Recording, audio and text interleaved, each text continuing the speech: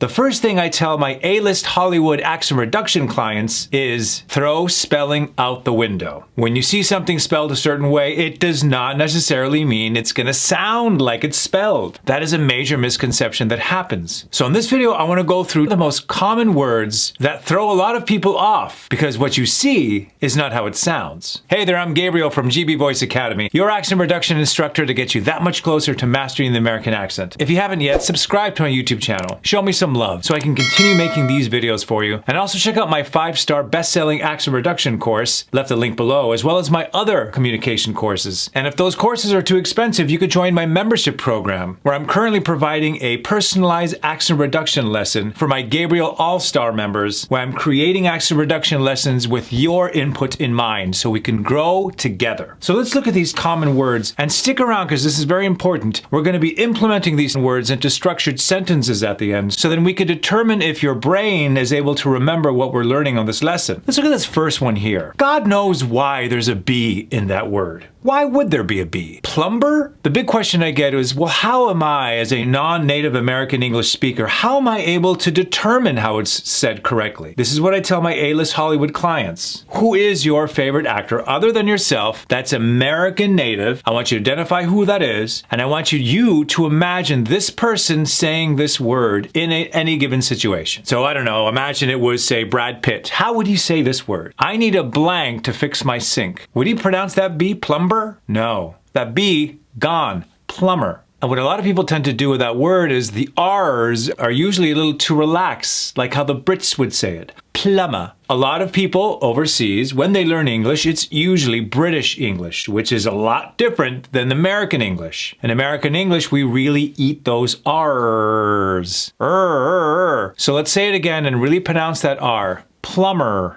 I want you to clench your teeth and growl like a bear. So the secret to this is making sure your mouth is shut. Because if you open it, plumber, it's hard. But if you clench your teeth, it forces your tongue to resonate back here. Plumber. See how easy that is? Excellent. Now, a lot of people will pronounce this chocolate. They pronounce it with 4 syllables. Chocolate. When in reality, it's pronounced with only 2 syllables. Chocolate. Chocolate. It's a lot easier because you see a lot of vowels in that word. Chocolate. But in reality, most of those vowels are gone. It's a simple chocolate. Chocolate. And let me ask you a question. Did you hear a T at the end of that? Did I say chocolate? No. Remember, the one thing to really give you that American edge is getting rid of those T's. Very simple rule to remember. When you see a T at the end of the word, don't even say it. Chocolate. Excellent. Now, this one is a big one that a lot of my clients get wrong, and I'm sure a lot of you find this challenging too, but we're going to fix it on this video. A lot going on here. And it's deceiving because we have that R. And remember I just told you have to emphasize that R? Well, in this particular case, that first R is not pronounced. It's not February, it's February. So let's break that down into 2 sounds. February. February.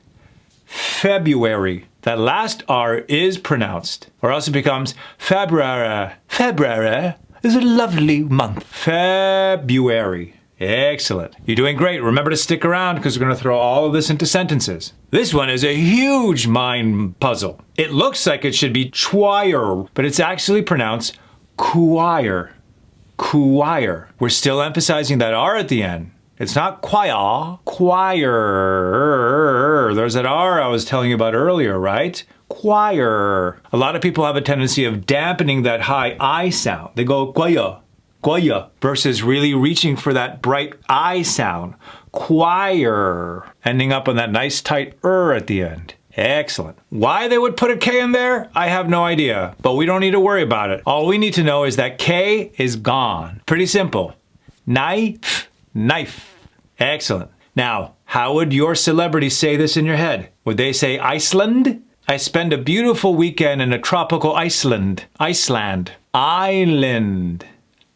Island. So when you imagine your celebrity in your head saying that, you'll get it. Why? Because you've watched enough American television shows and movies to have heard that word before. That's why I always recommend watching a lot of American TV. Excellent. Next one. A lot of stuff in here that we don't pronounce at all. It's not recipient First of all, what did I say about that T?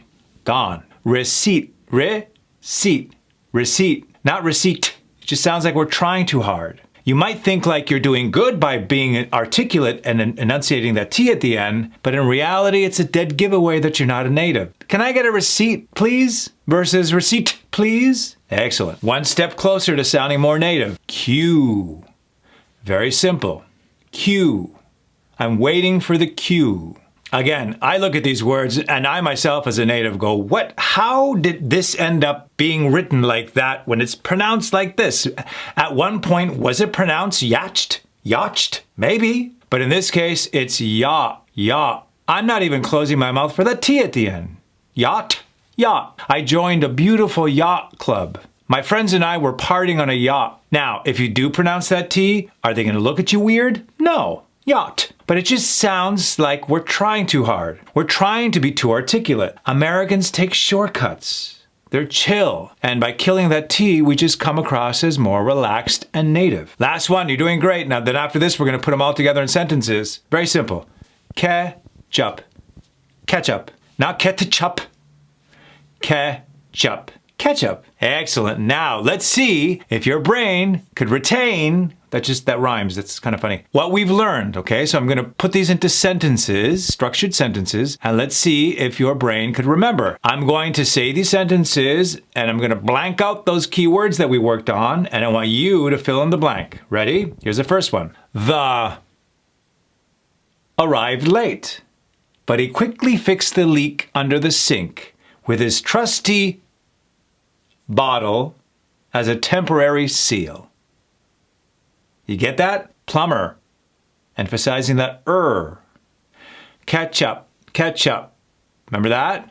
Good job. Next one.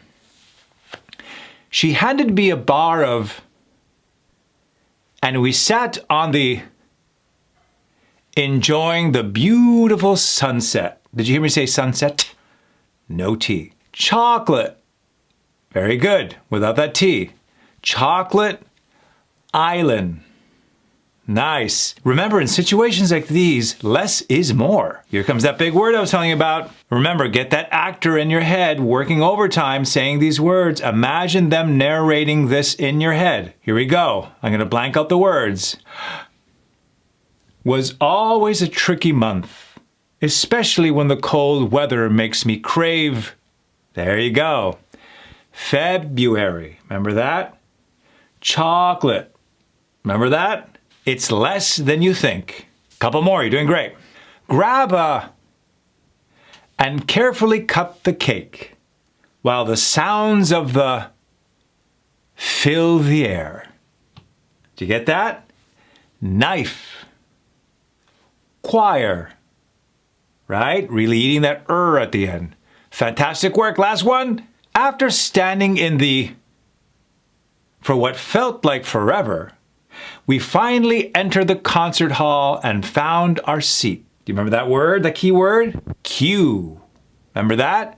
After standing in the queue. Excellent. So now what I want you to do moving forward, as you're reading out loud, like I always tell you to do on this channel, as you're going through the dialogue, I don't want you to think your native tongue. I want you to imagine that your favorite American actor has made a new home in your head and is reading it out loud in your head. He or she is going to guide you through these words. The second that actor in your head says that word with an accent, chocolate, island, knife, February, something is not going to match. That actor wouldn't say this word this way, so let me adjust accordingly. So this is going to help you self-police your pronunciation, getting you that much closer to mastering the American accent.